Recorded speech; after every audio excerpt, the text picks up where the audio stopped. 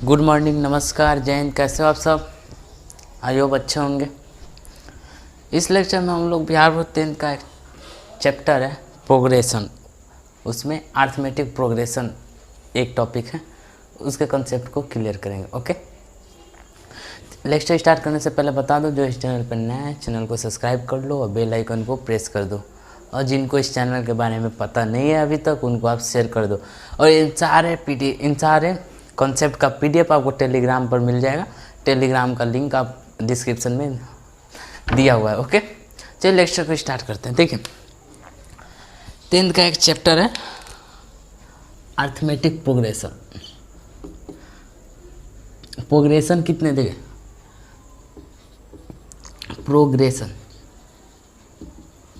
Progression के 3 types, मतलब 3 topic आते हैं इसमें।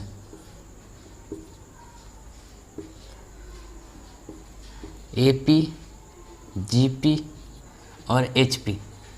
ओके, 10th में आपको केवल AP पढ़ना होता है।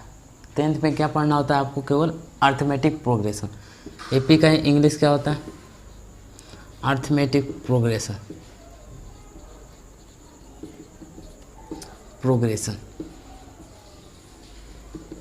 ओके, AP का मतलब क्या होता है? अर्थमेटिक प्रोग्रेशन, समांतर श्रेणी।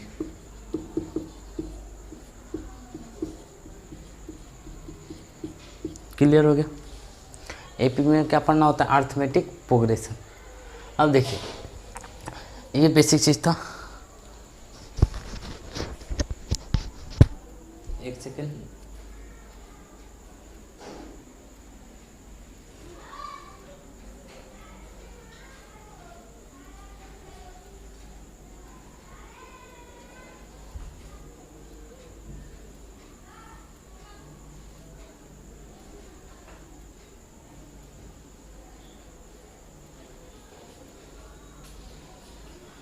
ओके।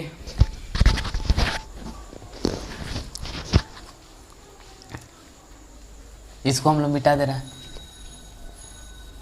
समांतर श्रेणी देखते हैं। ओके,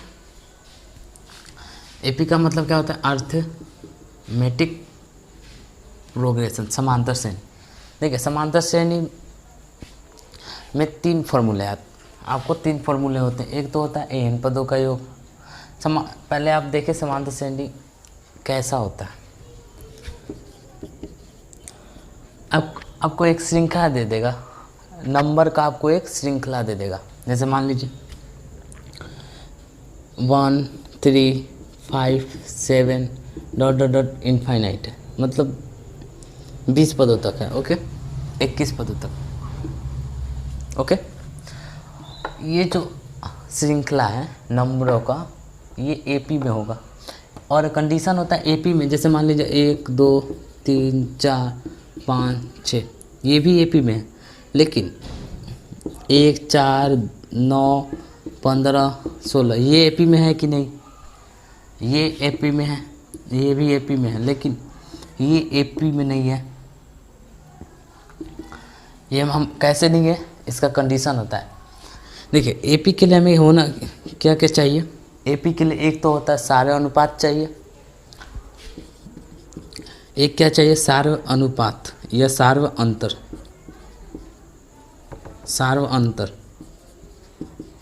ओके, जिसे हम लोग D से डिनोट करते हैं। सार्व अंतर को D से हम लोग डिनोट करते हैं। दूसरा क्या चाहिए हमें? प्रथम पद चाहिए। प्रथम पद जिसे हम लोग A से सूचित करते हैं। अगर आपको हर हाल में आपको AP में D और A का मान पता होना चाहिए। किसका मान पता होना चाहिए? D और A का, AP में। ओके, अगर इन दोनों का मान आपको पता चल गया तो आपका समांतर श्रेणी जो है बिल्कुल इजी हो जाएगा। ओके, अब देखिए, और D का मान, A का मान कैसे पता चलेगा? देखिए, D जो होता है ना, अपने आगे के अंक, जैसे यहाँ समझिए, ये श्रृंखला जो है AP में 1 3 5 7 डॉट डॉट 21 तक। D का मान जो होता है, अपने जहाँ से स्टार्ट हो रहा है उसके आगे वाली संख्या से उसको घटाने पर D का मान है। जैसे 3 - 2, दोनों संख्या का अंतर कितना होता है? फर्स्ट मतलब शुरू दो संख्याओं का अंतर जो होगा ना वो सभी श्रेणी में समान हो गए। मतलब यहाँ पे कितने का अंतर है, 1 और 2, 3 के बीच में 2 का अंतर है, यहाँ पे भी 2 का अंतर है, यहाँ पे भी 2 का अंतर है। ओके, तो जो श्रेणी होगा ना मतलब श्रृंखला होगा नंबरों का, उस उनमें क्या होगा, 2 का अंतर, मतलब सेम संख्या का अंतर होना चाहिए। उसे हम लोग क्या कहते हैं, सार्व अनुपात कहते हैं या सार्व अंतर। तो सार्व अंतर क्या हो जाएगा हमारा 3 - 1 2। ओके, मतलब हमें अंतर निकालना होता है दो नंबरों का, और वो नंबर्स मतलब जो श्रेणी दिया रहेगा आप 2 पदों मतलब 3 पदों तक निकाल लीजिए। अगर सेम हो जा रहा है तो ये गारंटी है कि आगे भी सेम होगा। अगर सेम होगा तो वो एपी में होगा। ओके, पहला तो आपको देखना है एपी में है कि नहीं। अगर एपी में है तो आगे सॉल्व करना है, अगर एपी में नहीं होगा तो सॉल्व नहीं करना। क्लियर हुआ। और देखिए ये जो होता है ना, जो श्रृंखला में फर्स्ट टर्म होता है, फर्स्ट पद, मतलब फर्स्ट पद क्या है, फर्स्ट नंबर 1 है तो ए का मान हमारा 1 होता है। जो फर्स्ट पद होता है मतलब फर्स्ट नंबर, उसे ए कहते हैं, यानी प्रथम पद। लिखा है प्रथम पद, फर्स्ट टर्म। ओके, डी और ए पता चल गया क्या है, क्लियर हुआ इतना। अब देखिए इस पे ये तो पता चल गया एपी कौन होगा, जिस एपी में सारे श्रृंखलाओं यानी सारे पदों, 2 पदों के बीच में जो सार्व अनुपात होगा वो क्या होगा, सेम होगा श्रृंखला में। देखिए यहाँ पे भी आपका 2 का डिफरेंस है, यहाँ पे भी 2 का डिफरेंस, यहाँ पे भी 2, क्योंकि 7 में से 5 जाएगा 2, 5 में से 3 जाएगा 2, 3 में से 1 जाएगा 2। ओके, यहाँ पे भी देखिए यहाँ पे 1 का डिफरेंस है, यहाँ पे भी 1 का डिफरेंस है, यहाँ पे भी 1 का, यहाँ पे भी 1। तो ये क्या है, एपी में है। लेकिन यहाँ पे देखिए यहाँ पे 3 का डिफरेंस है, और क्या 4 में 3 से गुना ऐड करेंगे तो 9 आएगा, नहीं आएगा। यहाँ पे कितने का ऐड हो जा रहा है, 5 का डिफरेंस हो जा रहा है। ओके, और यहाँ पे कितना हो रहा है, 6 का। तो हमारा जो अंतर है वो तो सेम नहीं हो रहा। सेम अंतर सेम नहीं होने के कारण ये क्या है, एपी में नहीं है। तो ये तो पहले कर दो, इसको आप कैंसिल करो कि ये एपी में नहीं है। ओके, अब देखो, अब पहचान गए कि एपी में कौन है और एपी में नहीं है, इतना तो क्लियर हो गया आपको। अब इस पे फॉर्मूला पे से आपको क्वेश्चन पूछता है। देखिए एक एपी दे देगा 1 5 6 9 सॉरी 1 5, एक एपी ले लेते हैं हम लोग, A1 3 5 7 9। ओके, 9 टर्म तक, 9 पदों तक हमने एपी ले लिया। ये एपी में क्योंकि डिफरेंस सबका सेम है, निकाल लो। 3 - 1 2, 5 - 3 2, 7 - 5 2, 9 - 7 2। ओके, अब देखो तो पहले तो हमें क्या निकालना मालूम होना चाहिए, ए और डी। ए क्या है, प्रथम पद, और डी क्या है, सार्व अंतर। तो ए क्या होगा हमारा 1 हो जाएगा फर्स्ट टर्म, और डी क्या हो जाएगा, अंतर। अंतर कितना है हमारा 2 है। अंतर निकालने के लिए आप सेकेंड टर्म में से फर्स्ट टर्म घटा दो, आपका अंतर निकल जाए। ओके, अब इसमें पूछेगा आपको नोट 20वां पद क्या होगा। ये जो श्रेणी एपी है इसका 20वां पद क्या होगा। हमें जैसे मान लीजिए ये आपका दूसरा टर्म, दूसरा पद, तीसरा पद, चौथा पद हो गया, ये 5वां पद। ऐसे ही आपको 20वां पद का वैल्यू क्या होगा।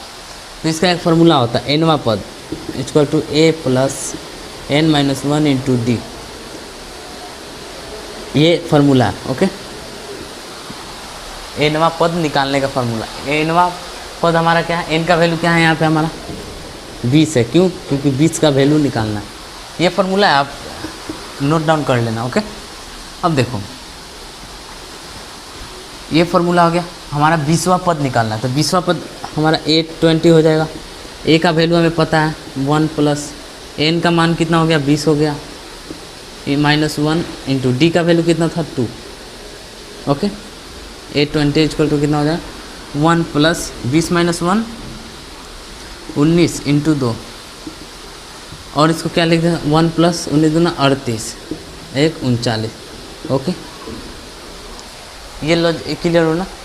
ये फार्मूला अगर आपको बाई चांस याद नहीं है, मान लीजिए ये फार्मूला आपको बाई चांस याद नहीं है, तो देखिए इसमें क्या करेंगे हम, कोई भी टर्म बोले ना, 25वां टर्म, 25वां पद, 21वां पद, 50वां पद, उससे एक कम 20वां पद बोला है यहाँ पे, तो यहाँ पे करना क्या, a प्लस 19d कर देना। d में क्या कर देना, एक कम कर देना।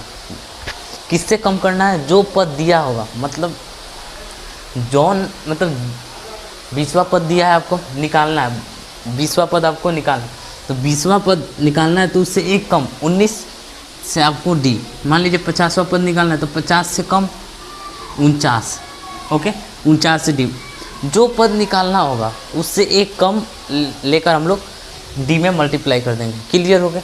अब देखो a प्लस 19d हो गया। अगर बोल दे आपको 25वां पद निकालना है तो क्या होगा, a प्लस कितना से मल्टीप्लाई करेंगे, एक कम तो 24d। क्लियर हुआ कि नहीं, एक मिनट,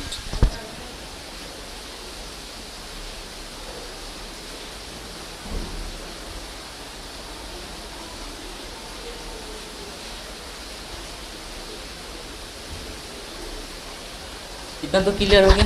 ओके, अब चलो a प्लस 24, अगर आपको बोल दे 26वां पद, a प्लस कितना, एक कम, जो पद बोले उससे एक कम 25 इंटू डी करके आप इसे सॉल्व कर लेना। फॉर्मूला वही है, इसी से बनाइए। यहाँ पे क्या, अगर हम लोग लिख सकते हैं यहाँ पे 1 और d का वैल्यू नहीं लिख कर हम लोग a प्लस, अगर n का वैल्यू केवल लिखें तो यहाँ पे 20 माइनस 1 19 इंटू डी हो सकता था, a प्लस 19d। ये इतना लिखने का कोई ज़रूरत नहीं था, आप इतना लिख कर केवल सॉल्व कर सकते, टाइम बचेगा इससे। ओके, अब देखो ये हो गया आपका, क्लियर है ना इतना। ऐसे ही आपको बोल दे कभी 36वां पद, तो आप फार्मूला ना लिख कर पहले a और d का मान जरूर, आप लोग a और d का मान आपको पता होना चाहिए हर हाल में। एपी में आपको a और d का मान हर हाल में आपको पता होना चाहिए। ओके, तो इसे हम लोग क्या लिख सकते हैं, 36वां पद निकालना है तो a प्लस 35d, तो हमारा 36वां पद निकल जाएगा। a प्लस 35d लिखेंगे तो हमारा 36वां पद निकल जाएगा। ओके, ये अगर फार्मूला आपको याद नहीं होगा, लेकिन ये फार्मूला पूछता है, आप लोग रट लेना। ये मैंने क्वेश्चन बनाने का लॉजिक बताया हूँ। इतना चीज़ क्लियर हुआ कि नहीं, nवां पद निकालने का फार्मूला क्लियर हो गया, आई होप क्लियर हो गया होगा। देखिए एग्जाम्पल, एग्जाम्पल ये है सारा, एग्जाम्पल में नोट कर लेना। ओके, अब देखो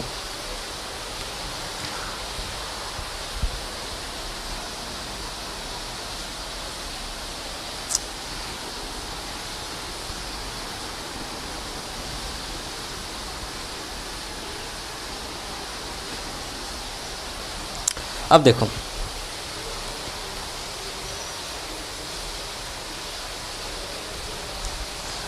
अब इसमें एक और फार्मूला पूछता है, आपके सिलेबस में है। एन पद जब आपको एपी दे दिया, एक मान लीजिए आपको एपी एक 2 4 6 8 10 डॉट डॉट 20 पदों तक, 20 पदों तक। ओके, एन का वैल्यू क्या है यहाँ पे 20 है, 20 पदों तक। ओके, अब बोल रहा है इन सभी का योग, मतलब जितने टर्म हैं इन सभी का योग निकालिए। मतलब 20 पद हैं तो 20 का योग कितना होगा, हमने 20वां पद निकाला है। ये 20वां पद का फॉर्मूला है, यानी 20वां पद कौन सा वैल्यू होगा, ये क्या है 20 पदों का योग, यानी जितना पद है इन सभी को जोड़ेंगे तो क्या वैल्यू आएगा, उसका फॉर्मूला देखिए क्या होता है। ये होता है n पदों का योग, मतलब जितना पद दिया रहेगा उतना पदों का योग होता है। ओके, होता है n/2 2a plus n-1 into D. Okay, ये होता है आपको n पदों का योग, n पदों का योगफल। ओके, ये फॉर्मूला होता है, नोट डाउन कर लेना। ओके, अब बोलना इस क्वेश्चन देखिए, इसमें बोल रहा है 20 पदों का योग क्या होगा। क्वेश्चन मान लीजिए ऐसे है, दिए गए एपी में, एपी मतलब समांतर श्रेणी, ओके, एपी में 20 पदों का योग क्या होगा? 20 पदों का योगफल, 20 पदों का योगफल क्या होगा? अब देखो एन का वैल्यू कितना है? 20 पदों तक निकालना है हमें। कितना निकालना है? 20 पदों तक। तो एस कितना? 20। एन कितना है? 20/2, 2 इंटू ए का वैल्यू क्या होगा यहाँ पे? प्रथम फर्स्ट टर्म 2, डी अंतर 4 - 2 2। ए और डी आपको क्लियर होना चाहिए। अगर ए और डी आपको क्लियर हो गया तभी आप एपी में आगे बढ़ सकते हैं, क्योंकि हर फॉर्मूला में ए और डी का यूज होगा। अब देखो ए का वैल्यू कितना है? 2 प्लस एन कितना है? 20 - 1, डी कितना है? 2, ओके। ये क्या हो जाएगा? 10, 4 + 19 × 2। अब देखो 10, 4 + 38, 10 × 42, ओके, 420। कितना हो गया? जो 20 पदों का योग होगा वो हमारा क्या होगा? 420। क्वेश्चन समझना पहले मेरी बात को, ओके।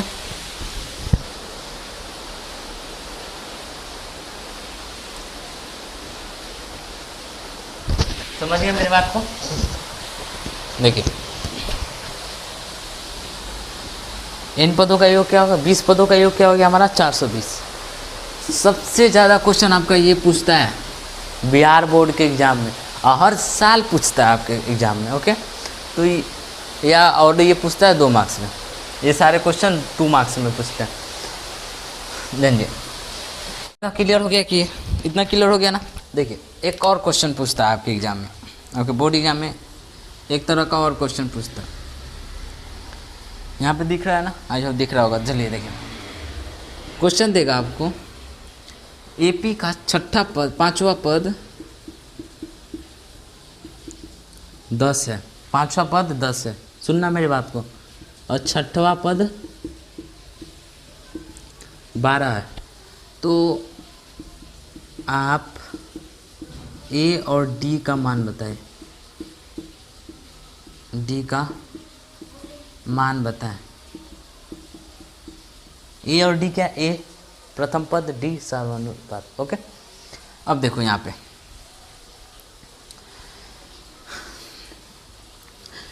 5वां पद को हम लोग क्या लिख सकते हैं? a + 4d लिख सकते हैं। a + 4d कहाँ से है ये तो पता हो गया ना? a + 4d का 5वां पद का फार्मूला क्या हुआ? a + n - 1 × d। अगर आप फार्मूले पे रखोगे इसको तो उसके लिए हमें ए और डी का मान पता होना चाहिए, लेकिन ए और डी का मान निकालना है। ए और डी का मान तो दिया नहीं है, तो इसमें रखोगे तो सॉल्व होगा नहीं जल्दी से।